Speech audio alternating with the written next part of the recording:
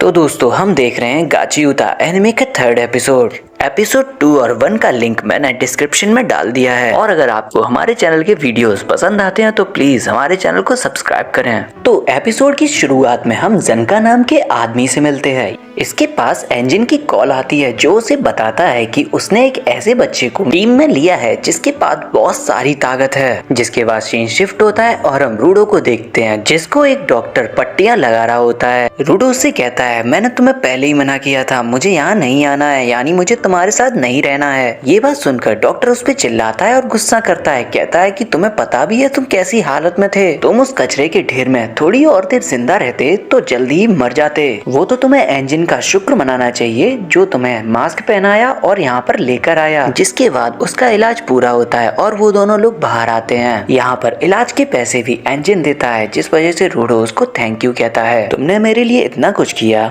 लेकिन मैं तुम्हारी टीम ज्वाइन नहीं कर सकता, मैं बस ऊपर जाना चाहता हूँ और तुम प्लीज मुझे ऊपर जाने का रास्ता बता दो। एंजिन उसको समझाता है और कहता है कि तुम्हें देखा ही है कि वो गुंडे कितनी ज्यादा नफरत करते हैं ऊपर वाले लोगों से, और यूं ही तुम सबसे मिलते रहे और ऊपर जाने की जानकारी पूछते रहे तो लोगों को पता चल जाएगा कि तुम ऊपर से आए हो, फिर तुम उसके बाद ऊपर जाने का ख्याल भूल जाना। और इसलिए जैसा मैं कहता हूँ वैसा तुम्हें करना होगा और इसलिए तुम्हें अभी चुपचाप रहना है। वो लोग खाना खाने के लिए जाते हैं। क्योंकि रूडो भी बहुत ज्यादा भूखा था तो वो अपने लिए बर्गर को ऑर्डर करता है। रूडो यहाँ पर सोचता है, उसको हमेशा ये लग रहा होता है कि पिट में हमेशा कचरा ही होगा, लेकिन यहाँ पर तो बहुत बड़ा शहर है और यहाँ पर लोग वो मॉन्स्टर की वजह से परेशान भी हैं और कई सारे लोग जिंदा हैं। जिसके बाद एंजिन उसे हर एक चीज को एक्सप्लेन करना शुरू करता है। वो बताता है कि इस जगह पर अनीमा नाम की एनर्जी है जो टाइम के साथ साथ इकट्ठी होती है और खुद को डेवलप करती है, और जितने भी कचरा मॉन्स्टर हैं वो सभी के सभी अनीमा एनर्जी से ही बने हुए हैं। ये मॉन्स्टर हर इंसान पर अटैक करते हैं। ज्यादातर टाइम ये मॉन्स्टर कचरे में ही होते हैं, लेकिन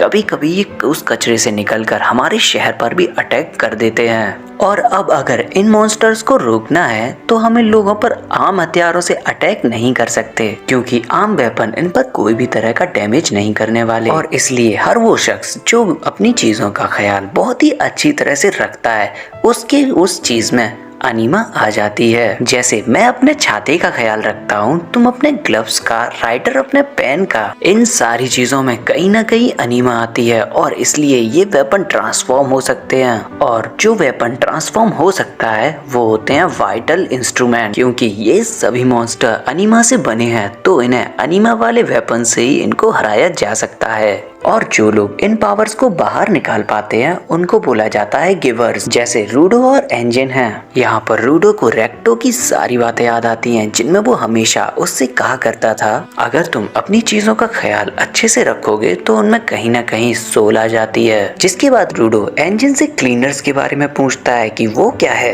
एंजिन उसे बताता है कि हम लोग एक टीम है जो उन कचरे वाले मॉन्स्टर से फाइट करते हैं। साथ ही में हम लोग ऐसे लोगों को भी ढूंढते हैं जो गिवर्स हैं, यानी जो अपनी पावर पर कंट्रोल कर पा रहे हैं और उनको यूज कर पा रहे हैं। यहाँ पर रूडो से पूछता है कि अगर मैं तुम्हारी टीम को ज्वाइन करता हूँ तो क्या तुम मुझे ऊपर जाने का रास्ता बता सकते हो। एंजिन उससे कहता है अगर मुझे ऊपर जाने का रास्ता पता होता तो वो उसको कब का बता देता। ये बात सुनकर रूडो को बहुत तेज गुस्सा आता है।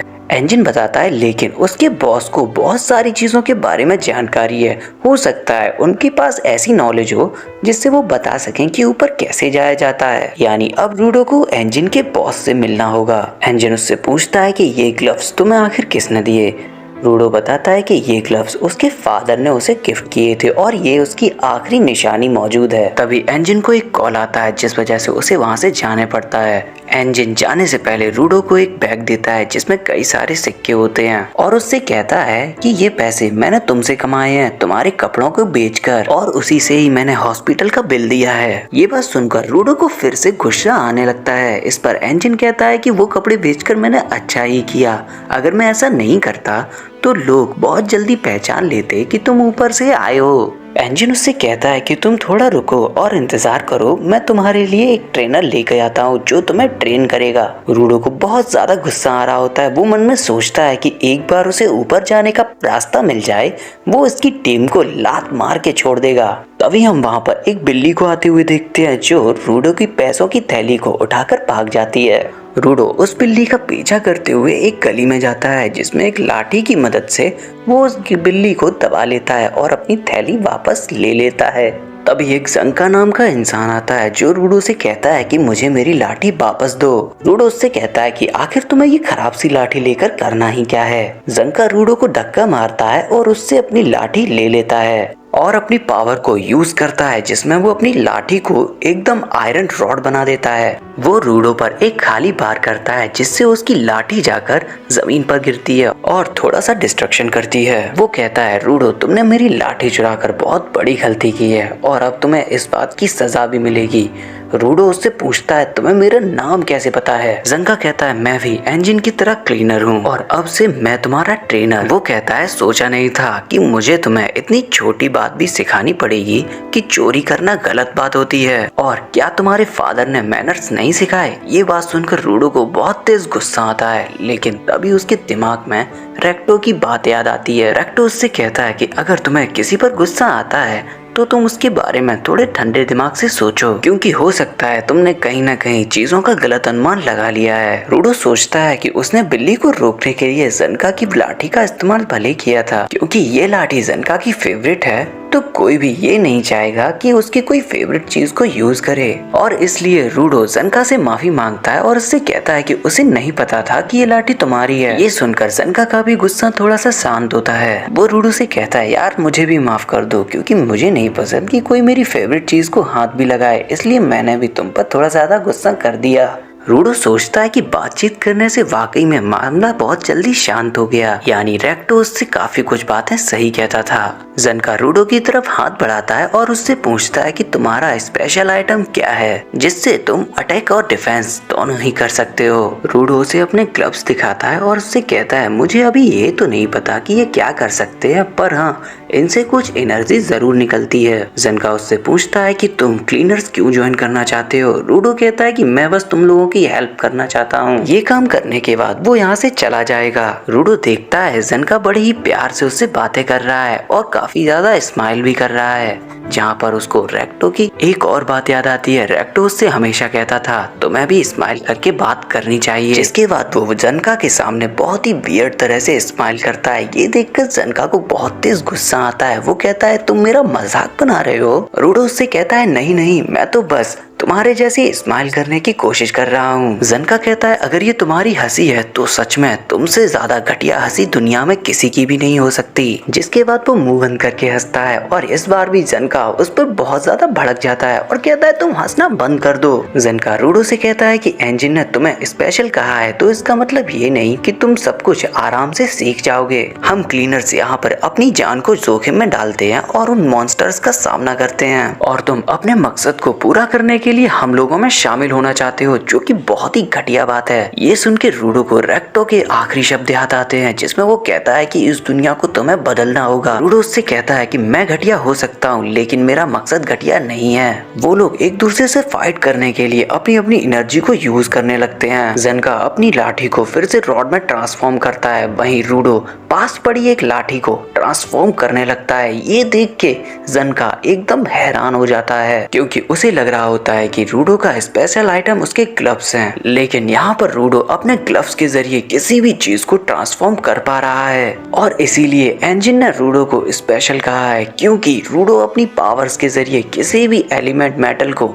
अपने हाथों से ट्रांसफॉर्म कर सकता है, वहीं कोई दूसरा गिवर ऐसा नहीं कर सकता। जिसके बाद उन दोनों में बहुत तेज फाइट होना शुरू हो जाती है, जहाँ पर हम देख पाते हैं कि रूडो कहीं ना कहीं जंका से स्पीड के मामले में बहुत स्लो है और इसलिए जंका रूडो के गाल पर एक थप्पड़ जड़ देता है। रूडो भी उसके गाल पर एक मारने की कोशिश करता है पर उसे कुछ नहीं होता। जंका रूडो को जमीन पर गिरा देता है। इसके बाद जंका नोटिस करता है कि उसके गाल पर तो पट्टी लगी है, यानी अब तक जो वेपन रूडो यूज कर रहा था वो था टॉयलेट क्लींजर। जंका कहता है कि तुम टॉयलेट क्लींजर से मुझ पर अटैक कर रहे हो, उसको जल्दी से फेंको। रूडो कहता है कि मुझे नहीं पता कि ये क्या होता है और मैं अब तुम्हें मारूंगा क्योंकि तुमने मुझे जमीन पर पटका है। वो जंका पर अटैक करता है। जंका खुद को पॉटी से बचाने के लिए डॉज करता है और वहाँ से भाग निकलता है। रूडो सोचता है कि ये क्या चीज है, पर उसने जंका को इससे डराया है और इसलिए वो जंका के पीछे पड़ जाता है। जंका उससे काफी देर तक भागता है, लेकिन रूडो एक टाइम पर उसके ऊपर उस टॉयलेट क्लींजर से उस पर अटैक करता है, जिससे वो पूरी तरह से पॉटी में गंदा हो जाता है। तब तक यहाँ पर एंजिन भी आ जाता है, जो जनका की ऐसी हालत देख के बहुत ज्यादा हंसता है। वो उन दोनों लोगों को अपनी गाड़ी में बैठाता है। वो रूडो से कहता है कि तुम जनका को पॉटी वाले वेपन से मार रहे थे। यहाँ पे हम जनका को देखते हैं जो मुंह छुपाकर बैठा होता है, और रूडो अभी भी सदमे में है क्योंकि उसे अब पता चल रहा है कि वो पॉटी वाले वेपन से लड़ रहा था। एंजिन कहता है कि तुम लोगों में अब दोस्ती हो चुकी है, यानी अब जनका तुम्हें अच्छी तरह से ट्रेन कर सकता है। वो काफी ज्यादा काबिल है और काफी ज्यादा समझदार है, जो तुम्हें वाइटल इंस्ट्रूमेंट के बारे में भी बता सकता है। वहीं रूडो देखता है कि कार की बैक सीट में एक लड़की है जिसका नाम रियो है। वो रूडो को देखती है और उसके बालों के साथ खेलना शुरू कर देती है। इस पर रूडो का चेहरा लाल होने लग जाता है। एंजिन यहाँ पर बताता है कि अब हम सभी लोग हेडक्वार्टर जा रहे हैं, यानी हमारे घर। और इसके बाद ये एपिसोड खत्म होता है। तो दोस्तों, आपको ये वीडियो कैसा लगा तो प्लीज कमेंट करके हमें जरूर बताएं, और अगर आप हमारे चैनल को अभी तक सब्सक्राइब नहीं किया है तो प्लीज सब्सक्राइब कर दो। हम मिलेंगे आपको इसके अगले एपिसोड में, तब तक के लिए थैंक्स फॉर वॉचिंग।